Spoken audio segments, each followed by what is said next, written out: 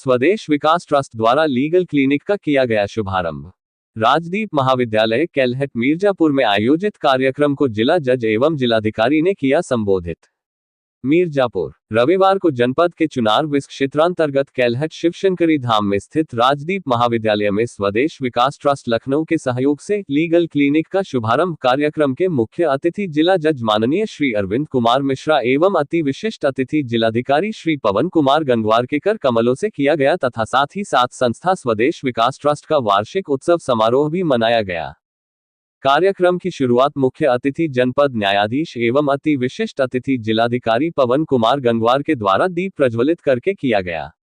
वहीं अन्य विशिष्ट अतिथि के रूप में पहुंची गरिमा सिंह सिविल जज सीडी, विकास सिंह अपर मुख्य न्यायिक मजिस्ट्रेट तथा पल्लवी सिंह सिविल जज सीडी, उप निर्देशक में समाज कल्याण की आर.के. सिंह पटेल ने दीप प्रज्वलित करने में सहयोग प्रदान किया।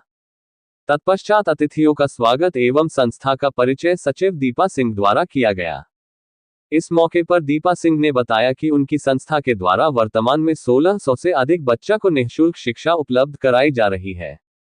इसके अतिरिक्त रोजगार, व्यवसाय संवर्धन, वृक्षारोपण, गंगा सफाई, स्वास्थ्य शिविर, जेल में बंदी साक्षरता, सुलह समझौते के आधार पर मुकदमों का निस्तारण, निःशुल्क विधिक सहायता केंद्र, कंबल एवं वस्त्र वितरण, नशा मुक्ति, प्रौढ़ शिक्षा के क्षेत्र में भी कार्य किए जा रहे हैं।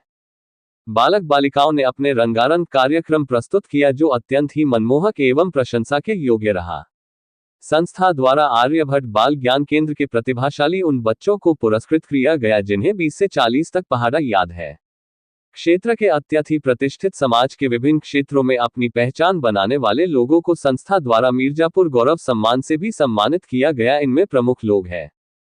इससे पहले विंध्य इंडियन पत्रकार प्रेस क्लब के राष्ट्रीय अध्यक्ष राजेश भाई पटेल के द्वारा अति विशिष्ट अतिथि जिलाधिकारी पवन कुमार गंगवार को श्रीराम मंदिर स्वरूप स्मृति चिन्ह भेंट करते हुए जिलाधिकारी को सम्मानित किया गया। वही कार्यक्रम के मुख्य अतिथि जनपद न्यायाधीश से मिश्र के द्वारा अनिल सिंह, ग्रीन गुरु, मन्नू यादव, अंतर्राष्ट्रीय विरहा गायक वीडी सिंह, राजेश सिंह, समध्यान सिंह, राम दुलार, पराया, संजय भाई पटेल इत्यादि समेत 2 दर्जन से अधिक समाजसेवी लोगों को तथा बालक बालिकाओं को जिला जज एवं जिला अधिकारी के हाथों द्वारा पुरस्कृत किया गया। कार्यक्रम में राजदीप महाविद्यालय केलहट मीरजापुर के प्रबंधक श्री राज बहादुर सिंह ने अतिथियों को छत्रपति शिवाजी महाराज की मूर्ति देकर सम्मानित किया।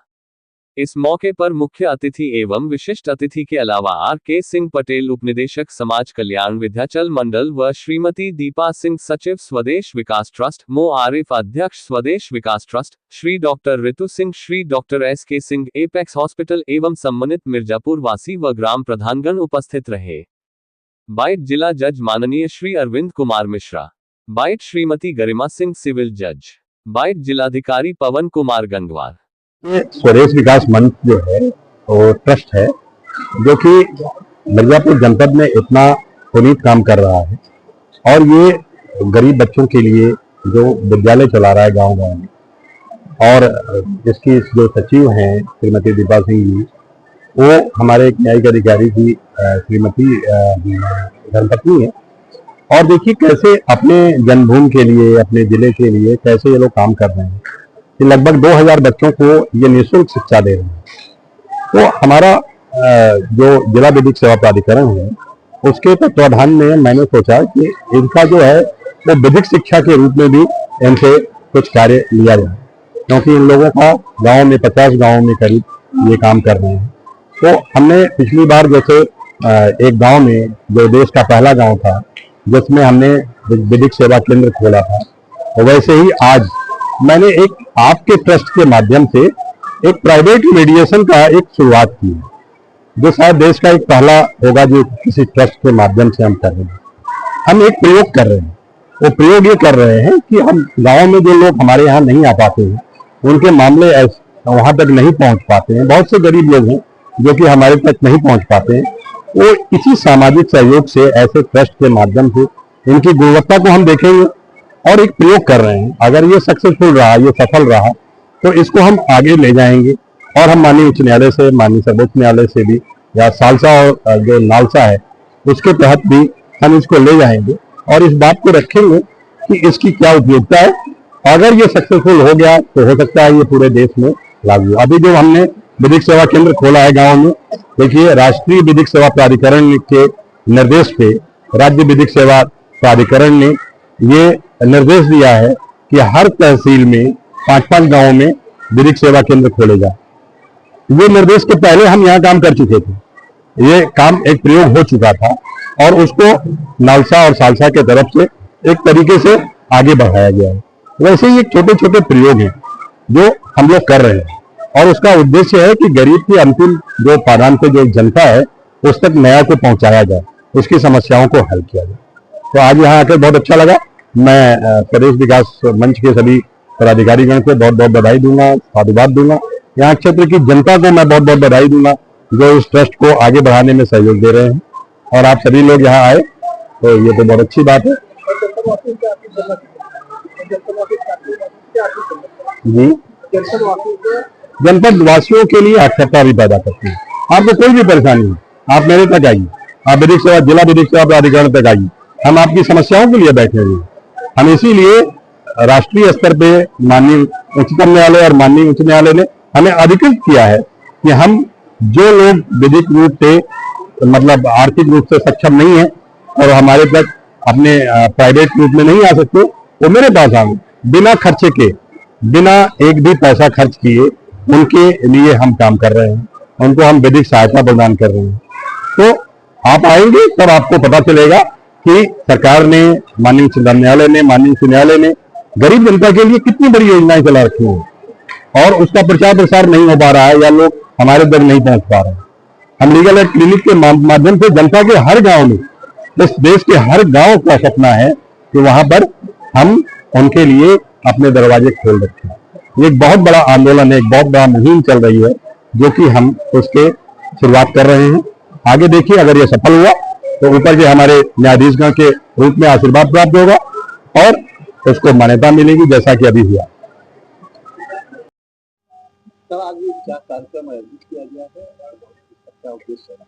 बेसिकली स्वदेश विकास ट्रस्ट की तरफ से जो सामाजिक कार्य किए जा रहे हैं तो उसके संबंधित कार्यक्रम था। यहाँ पर एक बहुत अच्छी पहल की गई है जिसमें करीब 1600 बच्चों को निःशुल्क शिक्षा विभिन्न जगहों पर आपके द्वारा प्रदान की जाती है और इस ट्रस्ट के द्वारा को 200 के करीब बच्चों को प्रतियोगी परीक्षाओं हेतु निःशुल्क कोचिंग का कार्य किया जाता है। तो समाज के लोग अगर मिल करके एकजुट हो करके कुछ अच्छा कार्य करते हैं तो निश्चित तौर पर उससे अन्य लोग भी अच्छा काम करने के लिए प्रोत्साहित होते हैं और समाज में जब एक हाथ से दूसरा हाथ जड़ता है तो जो बदलाव की स्थिति बनती है और अच्छे प्रयोग होते हैं तो वो निश्चित तौर पर प्रशंसा का पात्र है और उसी से संबंधित कार्यक्रम में प्रतिभाग किया गया। सर, निश्चित रूप से ये एक पुनित कार्य चल रहा है, ऐसे अवसर पे जनपद वासियों क्या क्या अपेक्षा रखते हैं? जनपद वासियों से अनुरोध है कि जब भी किसी के मन में किसी दूसरे व्यक्ति की पीड़ा के प्रति संवेदना का भाव प्रकट हो तो निश्चित जो उनसे बन पड़े उतना मदद के लिए हाथ बढ़ाना चाहिए, बिना ये विचार किए हुए कि उनके अकेले के करने से कई बार लोगों को लगता है कि हमारे करने से चीजें नहीं बदलती हैं या उससे कोई बहुत बड़ा परिवर्तन नहीं आने वाला है। जो बात पूरी तरह ठीक नहीं है। एक एक व्यक्ति जब एक एक हाथ बढ़ता है और एक एक हाथ जोड़ता है तो उससे समाज में एक अच्छी गति आती है, एक अच्छा परिवर्तन आता है और हर व्यक्ति को उसके मन में यदि कोई व्यक्ति है जो किसी अभाव में, मान लीजिए अच्छी शिक्षा है, अच्छा स्वास्थ्य है या किसी अन्य कारण से कोई कठिनाई में है और उसकी कठिनाई को देख करके अगर अपने मन में कोई संवेदना या पीड़ा उत्पन्न होती है तो उसकी मदद करने के लिए हाथ बढ़ाना जरूर चाहिए। ये सोच के नहीं रोकना चाहिए कि उनके अकेले के करने से चीज़ों में परिवर्तन नहीं आता है। निश्चित तौर पर चीज़ें परिवर्तन आता है और बहुत बड़ा परिवर्तन आता है। समाज के आगे आने से, लोगों के आगे आने से ही जो स्थायी तरक्की होती है, जो एक दूसरे के साथ मिलते हुए जो सामूहिक रूप से समाज ग्रो करता है, वो बहुत महत्वपूर्ण पहलू है। तो सभी लोगों को इस तरह के कार्य में अपने अपने स्तर से जो भी तरीका उनको अच्छा लगे उनको निश्चित तौर पर आगे आना चाहिए। धन्यवाद। पहले आपका परिचय दो दिया। मैं श्रीमती दीपा सिंह, स्वदेश विकास ट्रस्ट की सेक्रेटरी। और आज ये जो ये कार्यक्रम आयोजित किया गया है, ये क्या कार्यक्रम था और इसका उद्देश्य क्या है? हमारी संस्था जो है 2019 में स्थापित की गई। कुछ हमारे पतिदेव जो इस समय अपर जिला जज फिरोजाबाद, इनके कुछ फ्रेंड्स जो IAS क्रेडिट के हैं लोग, ये सब मिल करके 7 दोस्त हम लोग ट्रस्ट बनाए। और अभी जो है 3 साल पहले हमारे मन में एक बात आई, हम दोनों पति पत्नी के मन में, कि क्यों ना यहीं से शुरुआत किया जाए। चंदौली में इनकी जब पोस्टिंग हुई 4 साल पहले, तो यहाँ पे लगा कि अगर हम यहाँ से शुरुआत करेंगे। वहाँ पे हम लोग एक जगह गए थे सर के साथ, मैं भी गई, तो एक बच्चों से कुछ क्वेश्चन पूछा कि हमारे देश का नाम क्या है, तो बच्चों ने इसका भी आंसर नहीं वो दे पाए। बहुत जो है कष्ट हुआ, तो उन्हें लगा कि अब अपनी संस्था की शुरुआत हम यहीं से करेंगे। और पहले हमने खोला वहाँ पे नौगढ़ में, सेमर गांव में हमारा पहला सेंटर खुला। वहाँ के बच्चों को हमने चप्पल तक जो है दिया। बच्चे नंगे पांव आते थे हमारे यहाँ सेंटर पे, तो वो बच्चे फिर अगले दिन 2-3 दिन बाद वो चप्पल भी पहन के नहीं आए। तो वो पूछा गया कि तुम चप्पल क्यों नहीं पहने बेटा, तो कहा कि जो है चप्पल रख दिए हैं, शादी में पहनेंगे। तो फिर लगा कि अगर हम इसके अलावा भी किसी भी और क्षेत्र में काम कर सकते हैं, लेकिन पहले हम लोग शिक्षा पे विशेष रूप से काम किए। लगभग 30 गांव में हमारा बाल ज्ञान केंद्र चल रहा है। 1 से 5 तक के बच्चों को निःशुल्क शिक्षा दी जा रही है। और यही चंदौली, वाराणसी, मिर्जापुर जिला में ये कार्य चल रहा है। और 6 से 12 तक के बच्चों के लिए क्लासेस, आर्यभट्ट क्लासेस चल रहा है। हमारे कंपटीशन की भी अभी एक हमारा मुगलसराय में खुला है आर्यभट्ट प्रशिक्षण केंद्र, जो कि बच्चों को कंपटीशन की तैयारी करा रहे हैं। उसमें हमारे ऐसे 2-3 टीचर्स हैं जो कि बच्चों को UPSC से लेकर के क्लास 4 तक की तैयारी करा रहे हैं।